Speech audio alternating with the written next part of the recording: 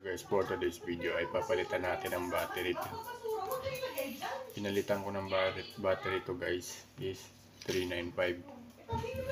Kaso nagbablurred yung oras niya, ibig sabihin hindi compatible yung ganitong battery, pero ganito yung size. Kasi ito guys 1.55 volts yan o. So ngayon meron tayo ditong biniling 1025 same size. Tapos lithium 3 volt siya. So subukan natin guys, lagyan ko hindi siya mag prepaid yung digital time niya. So let's go.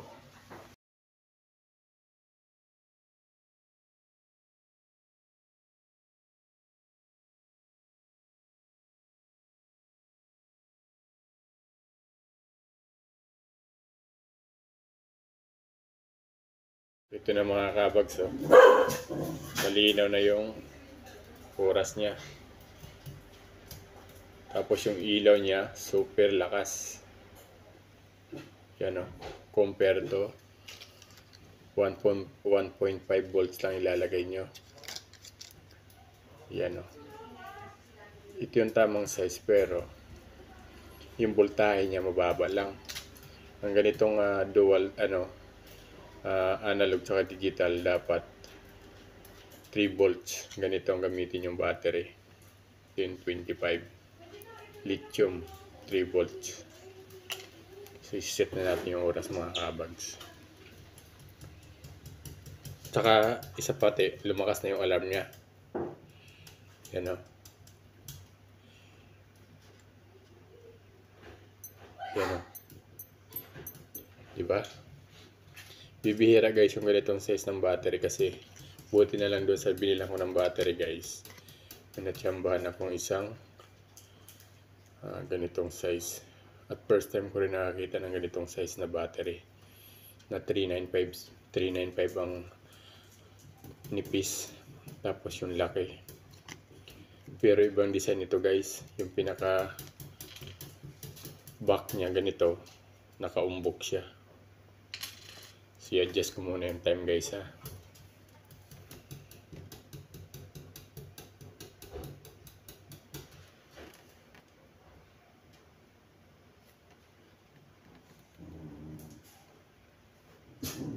So yan siya mga kabags, oh. Ang lakas niya. Kahapon pag ni-reverse mo to, dito pag ni-reverse mo siya pa ganyan, nanginginig-ginig siya, halos di niya kaya paikot. Pero ito, napakabilis na guys, oh. Ang reverse niya. Na-synchronize natin, si 00 natin mga kabags, para pag sinit natin yung digital, automatic siya sasabay. Yan.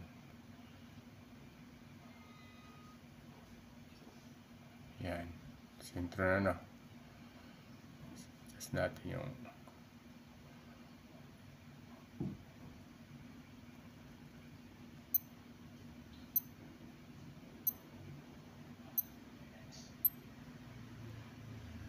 yan. Adjust natin to.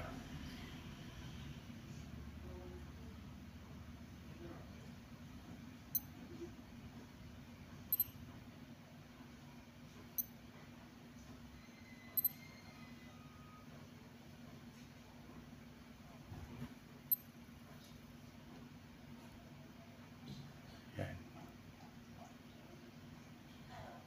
12 hours.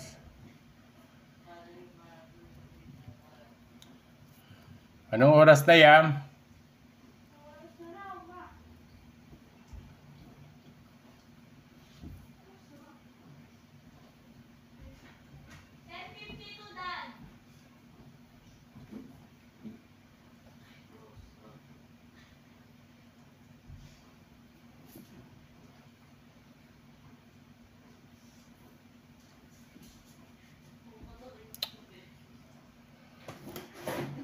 Dito.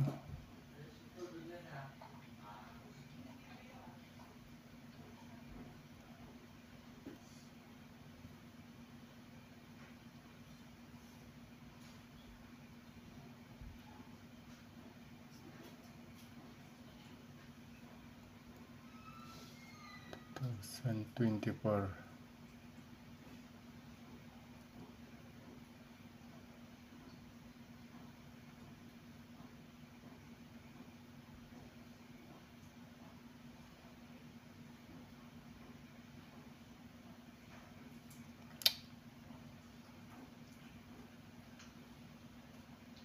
Magpas.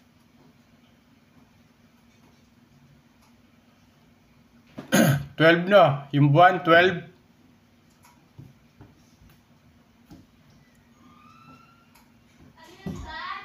Anong number of month ngayon? 12? Number of month?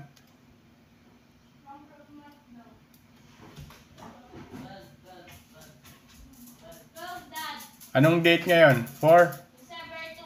Ay, December 4. Yan natin kung sasabay yung oras niya. Yan.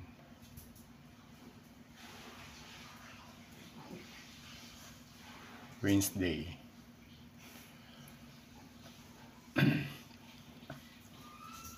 So yan guys, sakto guys. Diba? Napakalakas ng ilaw niya guys. O yan o.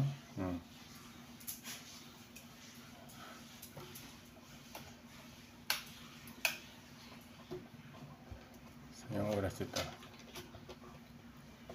Yan. Aray. Dali lang black. Tingnan natin. Tingnan natin yung ilaw kung yung oras niya kita sa liwanag.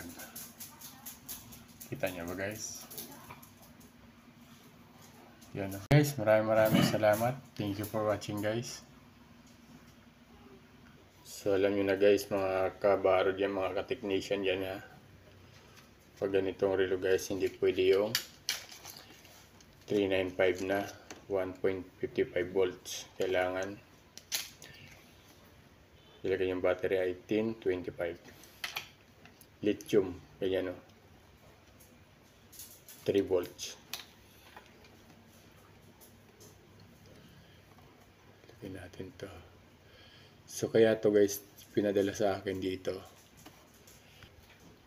kasi siguro yung mga nagkakabit ng battery, ang kinakabit na battery ay 1.55 volts lang. So ang required dito guys ay 3 volts. 3 volts dapat ang ikakabit nyong battery.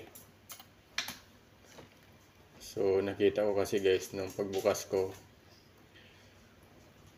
walang battery, tapos super brand new, super sariwa nung ano niya, nung makina. So imposibleng may problema siya. So yun nga, yun yung napansin ko, yung ataw dito, ano nga siguro na ikakabit nilang battery ay 1.55 volts, kaya maya nagbablard na yung oras at hindi niya kaya patakbuhin to. So yun guys, hanggang dito na lang at maraming salamat sa inyong panonood. Good night and thank you for watching mga kabags. Bye bye.